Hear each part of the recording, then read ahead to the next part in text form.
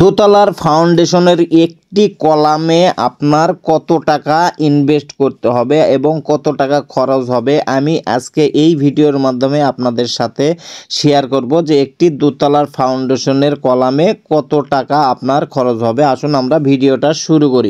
Viewers, কেমন আছেন সবাই? আশা করি ভালো আছেন। আপনারা ইতিমধ্যে কিন্তু আমাদের যে টিলারটা দেখছেন অবশ্যই জানতে পারছেন যে একটা কলমে আমাদের কত টাকা ইনভেস্ট হবে এবং এখানে মালামাল কত টাকা লাগবে। আমি সব কিছু আপনাদের সাথে শেয়ার করব এই ভিডিওর মাধ্যমে। ভিডিওটি শুরু থেকে শেষ পর্যন্ত দেখবেন, তাহলে আপনাদের একটা ধারণা আসবে যে দুই তলার ফাউন্ডেশন করতে গেলে আপনাদের একটি কলামে আপনাদের কত টাকা খরচ আসবে এবং কত টাকা একটা করে কলমে আপনার লাগবে। এই বিষয়গুলো আপনারা এই ভিডিওর মাধ্যমে সব কিছু জানতে পারবেন। প্রথমে আমরা কি করব যে একটি কোণার কলম আমরা আপনাদেরকে বলবো যে এখানে আমাদের কত টাকা খরচ হবে রড, সিমেন্ট, বালি সহ।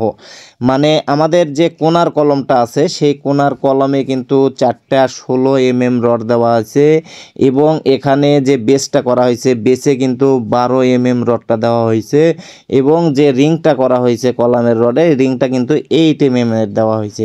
তাহলে আমাদের বেসের সাইজটা কত হচ্ছে? আমরা কোণায় যদি একটা বেস করি সেক্ষেত্রে আমাদের যে বেসটা কিন্তু 4 ফিট বাই 4 ফিট ন্যূনতম হতে হবে, নিম্ন 4 ফিট বাই 4 ফিট হতে হবে।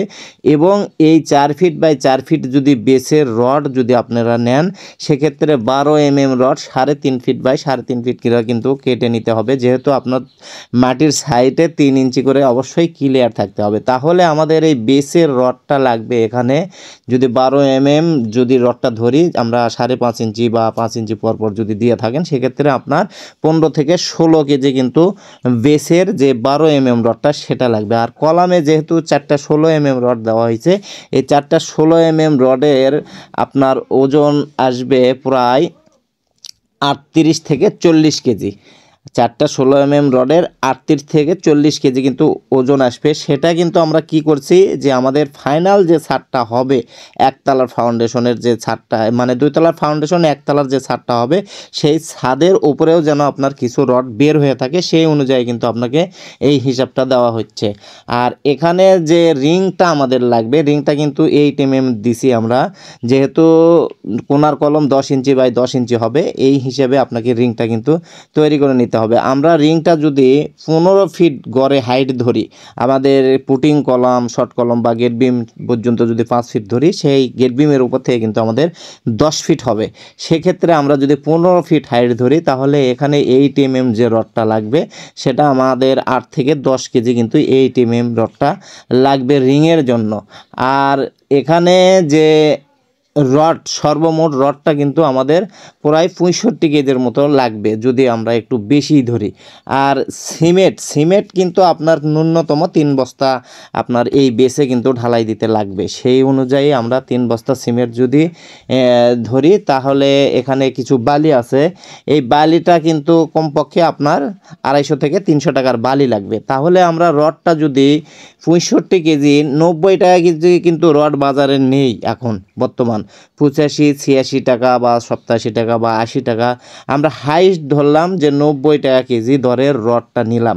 90 টাকা কেজি দরে যদি রড নেই তাহলে মোট রড লাগতেছে আমাদের 65 কেজির মতো। সেক্ষেত্রে আমাদের বিল আসে প্রায় 5850 টাকার মতো। এবং সিমেন্ট কিন্তু বাজারে অনেক কম দামের সিমেন্ট আছে, আমরা 600 টাকা বস্তা যদি সিমেন্ট ধরি তাহলে আমাদের 3 বস্তা সিমেন্ট প্রায় 1800 টাকা আসে। আর এখানে যদি আমরা 300 টাকার বালি ধরি সেই হিসাবে গড়ে যদি আমরা টোটাল মালামাল হিসাব করি সেক্ষেত্রে আমাদের প্রায় 7950 টাকার মতো মালামাল লাগে। এখানে আবার মিস্ত্রি খরচ আছে, মিস্ত্রি যদি একটা কলম নিচ থেকে আপনার বেস থেকে কলম ডাইরেক্টলি ছাদ পর্যন্ত যদি উঠানো হয় সেক্ষেত্রে একটা কলমে প্রায় মিস্ত্রি খরচ আসবে আপনার মনে করেন যে প্রায় কম করা হলেও 6 থেকে 7000 টাকা। তাতে বোঝা যাচ্ছে যে আমাদের একটা কলামে কিন্তু কমপক্ষে 12 থেকে 15 18,000 টাকার মতো খরচ আসবে শুধু এটা কোণার কলাম। আর মাঝের কলাম হলে আরও একটু কিন্তু বেশি আসবে। তাহলে আপনারা বুঝতে পারছেন মাঝের কলম যদি করেন সেক্ষেত্রে আপনার 16 থেকে 18,000 টাকা এক একটা কলম প্রতি পড়বে মিস্ত্রি খরচ সহ। ভিডিওটি ভালো লাগলে অবশ্যই একটা লাইক কমেন্ট শেয়ার দিয়ে আমাদের সঙ্গেই থাকবে। আমাদের চ্যানেলে যদি নতুন হন অবশ্যই চ্যানেলটি সাবস্ক্রাইব করে পাশে থাকা বেল আইকনটি বাজিয়ে দিবেন এবং আপনাদের মূল্যবান মতামত অবশ্যই জানাবেন। আপনারা এখান থেকে কোনো কিছু জানতে চাইলে আমাদেরকে জানাবেন, আমরা আপনাদেরকে জানানোর চেষ্টা করব। ধন্যবাদ সবাইকে।